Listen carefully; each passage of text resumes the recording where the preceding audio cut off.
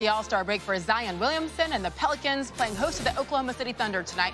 Here he is walking into the arena in New Orleans. It's the Thunder team, by the way, that's had its way with the Pelicans this season. They're 3-0 against him, but tonight will be the first time they face New Orleans with Zion in the lineup. And we know his presence has definitely changed the way teams have to approach the Pelicans team. Tip-off, by the way, 8 o'clock Eastern time. So let's take a deeper dive into how he's already established an offensive identity close to the bucket. According to Second Spectrum, the rookie is averaging 1.38 points per possession when posting up. That's the most efficient play in the NBA. More efficient than James Harden running isolation. More efficient than Luka Doncic using an on-ball screen. That gives you some perspective. And he has used his frame, his unique frame, and that quick first step out of the post-ups to get a lot of easy shots around the rim. Overall, Williamson averaging over 7 layups and dunks per game, and that's in 10 games this season, or 9, I should say. It's the second most in the league, trailing only Giannis. Here's what Zion had to say after Tuesday's impressive 31-point performance. I expect to make an impact, but I don't expect to do nothing like this. The second jump is ridiculous. He's down and back up before most other people think that.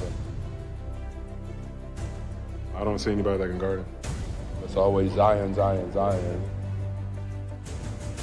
At the end of the day, I'm 19. I have a lot of room for growing.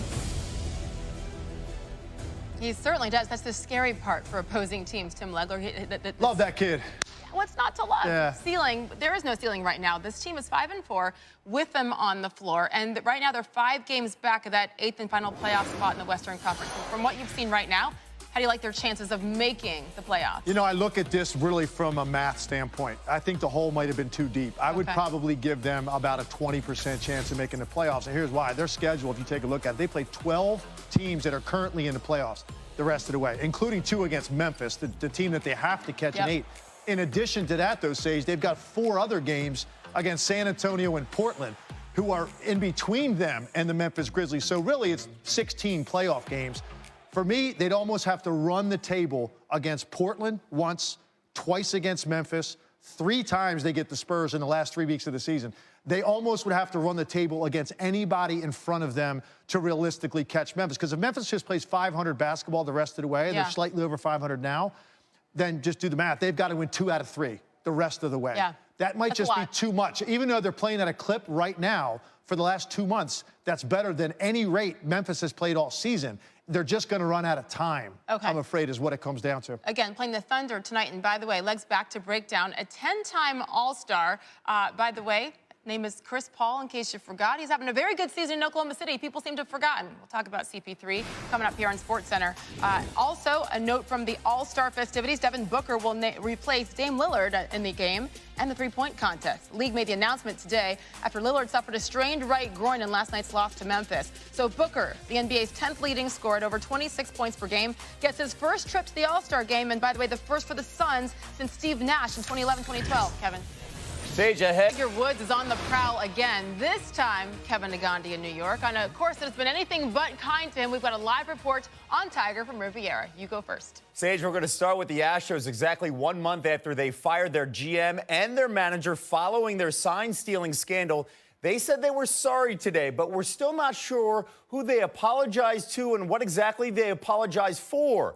The team opened spring training today in West Palm Beach with a news conference, and we have you covered with reporters Jeff Passan, Buster Olney, Marley Rivera, and Tim Kurkjian all across baseball camps with reaction. As for today's details, owner Jim Crane and players Alex Bregman and Jose Altuve apologized in brief statements in front of the media. While Crane vowed it would never happen again, he did not go into detail about what exactly happened surrounding this scandal.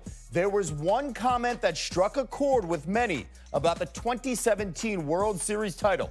Here's Jeff Passan. The most frequently uttered word of the day at Houston Astros spring training Thursday was, sorry. How sorry our team is. I'm really sorry. I wish I had said more and I didn't, and for that I'm sorry. We really feel really sorry. We're sorry for what we did and how it was handled and how it wasn't handled. Today. The apologies from the Astros, which came a month to the day after Baseball Commissioner Rob Manfred's report that said they had cheated during their championship-winning 2017 season, were expected. What they came with, though, spoke volumes about the Astros organization that is now so maligned throughout the sport. During a press conference, owner Jim Crane absolved himself of responsibility and did the same for the players. Even though Manfred's report called the sign-stealing scandal that has engulfed the franchise a, quote, player-driven scheme, Crane promised that it would never happen again, while admitting he hadn't looked at how it had happened in the first place, beyond what the commissioner's report said.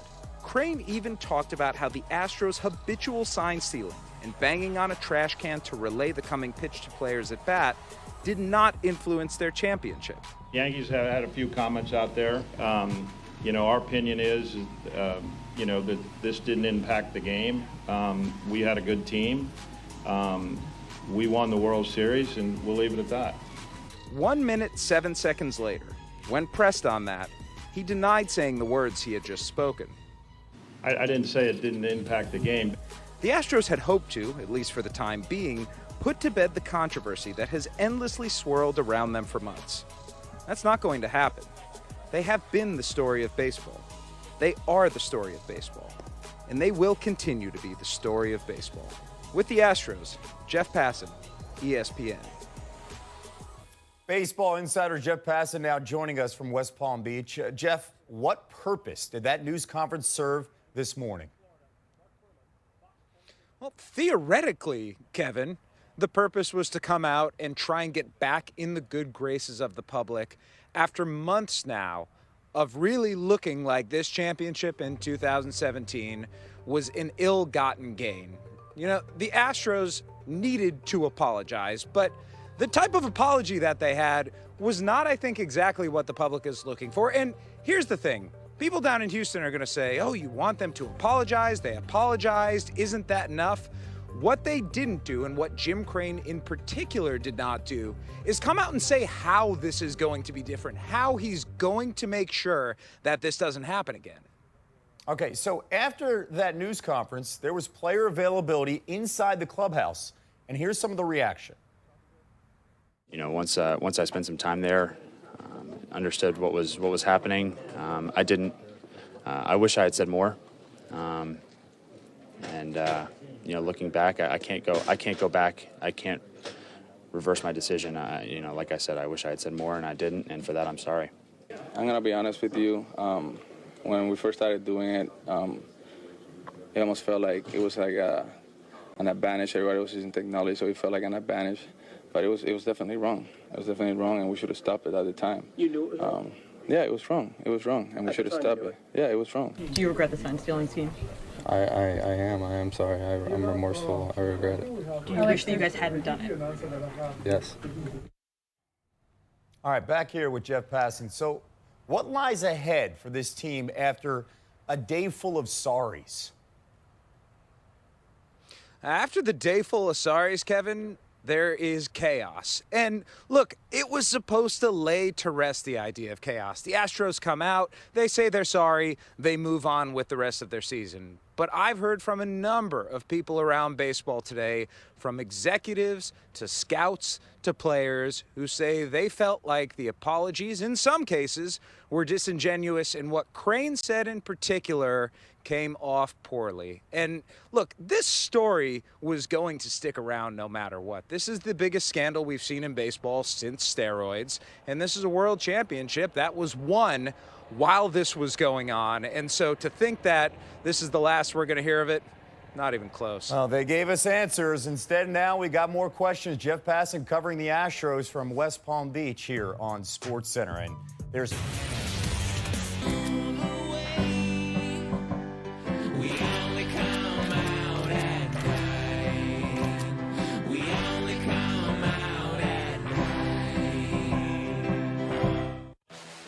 Now at Dave & Buster's, the greatest deal ever on the greatest games ever. The Great 8, now free. Eat, drink, and play free. Only at PTI's bonus segment, which team is the stronger #1 seed heading into the All-Star break? LeBron and the Lakers, or Giannis and the Bucks? Plus, the NFL quarterback question marks from Big Ben to Cam Newton. The very latest on the buzz around the league. This is SportsCenter.